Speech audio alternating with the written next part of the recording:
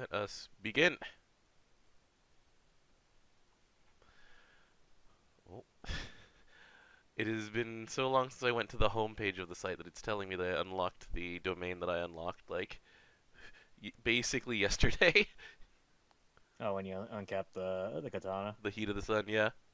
Alright, so, welcome to Granblue Radio. This is episode number 294? 294? 294. That's what you wrote.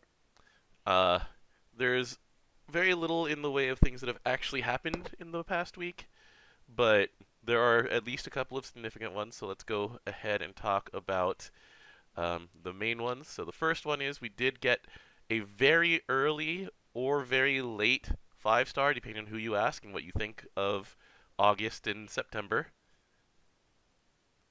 It all blends together to me. So So we have Anne 5-star, and so this is happening not very long after she got a rebalance.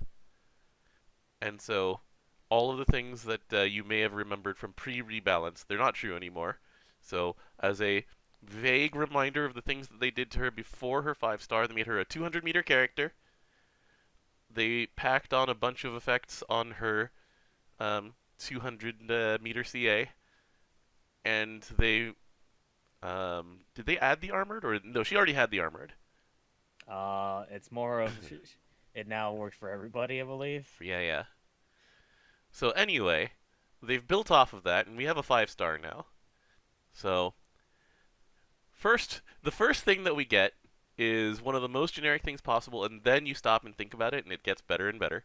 So, her CA upgrades to Overwhelming Deterrent, and the only thing that it says new is it says remove a buff.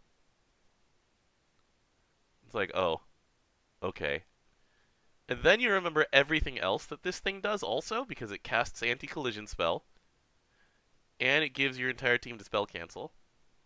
So this part at the beginning, the remove one buff, it's sort of nice, but it has nothing to do with how good this CA is. It The was very good. the So the CA actually upgrades with anti-collision spell upgrading. And so, is that her? Let's see. Let me make sure of the order in which she gets these things. so But at level 90, she gets upgrade to anti-collision spell, okay.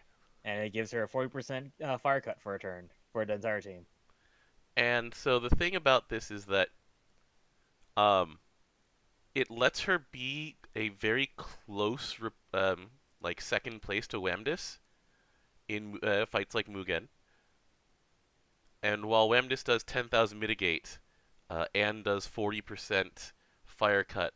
And so if you combine her with something like, say, Kaong for that turn, then that's 100% fire cut, and you take no damage for that turn where she CAs.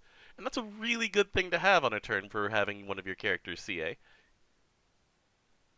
So, you can loop invulnerability with more different kinds of characters, or even just loop damage cut with more kinds of characters in Mugen Fight right now. In the Mugen Fight, and more options is good. She's not 100% replacing Wamdis. Wamdis still does the whole thing better, with less tools.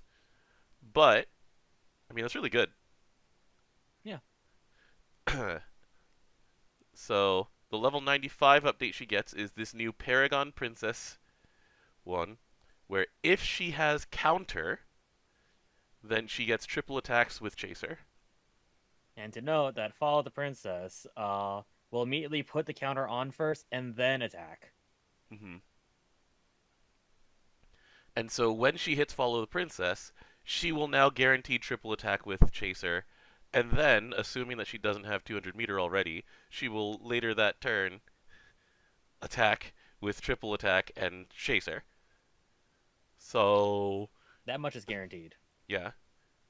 That's She might also not have it the second turn. right.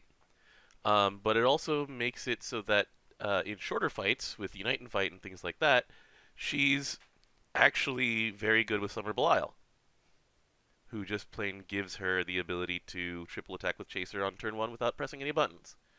And that was actually how I decided to zero button EX Plus this time around. Sorry. And so, that's a very good offensive ability there. And then the new capstone, Demon Recall, or Damon Recall, depending on how you want to pronounce these things. So, this is her new capstone. It's her skill 4. Once she gets targeted 5 times, which is how she gets spirits, then she presses this button. You cannot press it on accident. You have to be at 5. Then the following things happen. All of her other cooldowns end, so she can cast Anti-Collision Spell that turn, she can cast Follow the Princess that turn, she can cast Radiant Calling that turn, and since that she has Spirit 5 guaranteed and does not consume them, then she gets the full Radiant Calling, which is 75% meter, 4,500 heal, and 3 debuffs that clear off of her. Yeah, it's funny you said 75% because with Daemon Recall, it is 150%. Yeah, and so let's keep going down this list. So it's a lot of very familiar numbers and such. So number 1, attack boost up.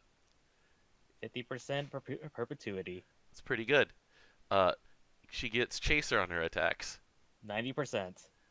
That's the Lucio number. That is an extremely good number.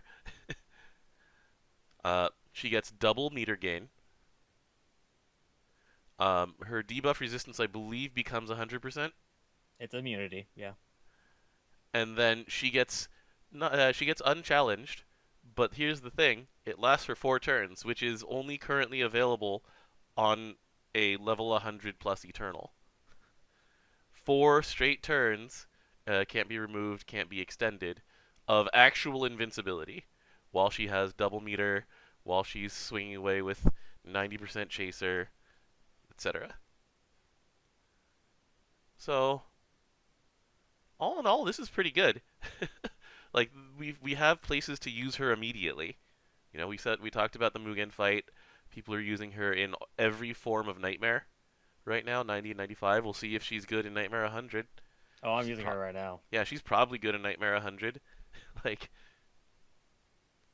this whole kit is very well put together now, between turning like having a consistent defense and then turning that defense into offense. So, very cool. Yeah, her one quote unquote weakness is that her buffs can be dispelled, but then overwhelming deterrent exists, so we get rid of that. Yeah, she already can dispel cancel repeatedly, and that's why it costs 200 and why it's fair that this costs 200. So, Yeah, I like how they increase the quote unquote damage of the CA, but still caps at the same place. mm-hmm. So yeah, I mean, this is a very clean kit. Like they had a vision when making Anne, and this is now the full vision. Until we Yeah, get she's some, a really good defensive character. yeah, and then maybe if we someday get like style change Anne so that she just nugs something in the face for 20 like she does in Shadowverse, then it'll be complete. Now we get the alternate Anne from that other universe. The angry universe Anne. Yeah, that was a good story. It is a good story. It also gives us the best version of Greya, so I'm in for us having that story from Rage of Bahamut. All right. I mean, like we said, when Ingve style, this styles open up a new opportunities that we give Mm-hmm. without just creating a new character. And so the next thing to talk about is that by this time next week, we will have the One Piece film Red to Blue collab event. They did reveal just the other day on Twitter that the third playable character will be a playable Zoro and Sanji. I do need to issue a correction because last time I was like, was Toru the last time we had a secret character? No, Iroha was the last time we had a secret character in Final Fantasy XI. And so they held this one close to the chest, and now we get like the 5 most uh, OG members of the crew except for Chopper, basically. Sorry, Chopper. Sorry, Usopp. Um, but yeah, we have Nami and Robin, we have Zoro and Sanji, and then we have Luffy as playable characters coming. That's gonna be cool. They've done For that. Yeah, they've done a very good job of making the Shonen Jump characters playable. Like Oh the man, I remember the Demon Slayer comps with just activating Zenitsu. Oh yeah, not just that, but like Demon Slayer, the Demon Slayer kids are actively good in like Blue Silius. they're actively good because they have a good kit. Yeah.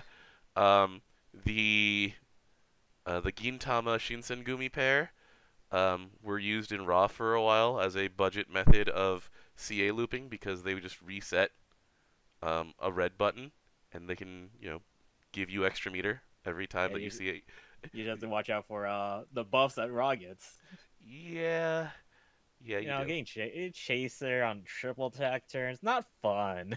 No, no, it's not that fun, but it's cool. It's like Gintoki is actively good at like Beelzebub and Lucilius also. Prish is We literally have yeah, not had a bad character since Cardcaptor Sakura. yeah. That's like the definition of bad. We've had some who are just decidedly average, but it's like what's the name of the elf from Final Fantasy again? Not Prish, the other one, the wind one. I wanted to say Sylvie, but that's not it. Characters, Wind, SSR, tie-in. Tie-in.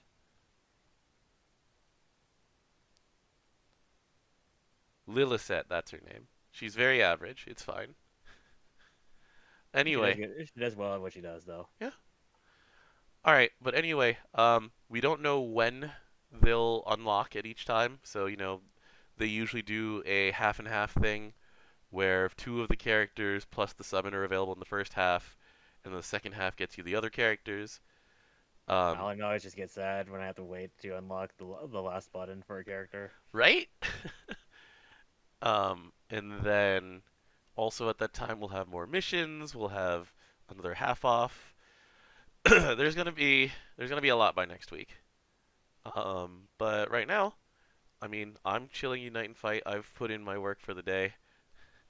I'm good. The extra meat is nice. I'm done. So anyway, that's it. Short episode today. It's good because um, I'm feeling a little sick, a little under the weather, as you may be able to hear in my voice. Uh, the COVID booster is hitting me pretty hard right now, but oh well, we'll figure things out.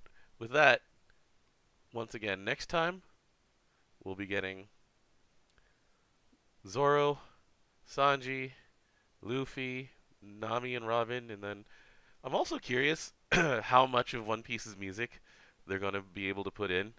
Like, are they gonna be able to put in any of the movie music? Because that movie music must be expensive to license, given like who's involved, who wrote these things. They're all like famous producers and famous songwriters, and like, singer herself is a rising star, if not like an established really big star. No, we'll see. Yeah, we'll find out. Anyway, short episode today. Thanks for joining me. I'll play card games until I falls.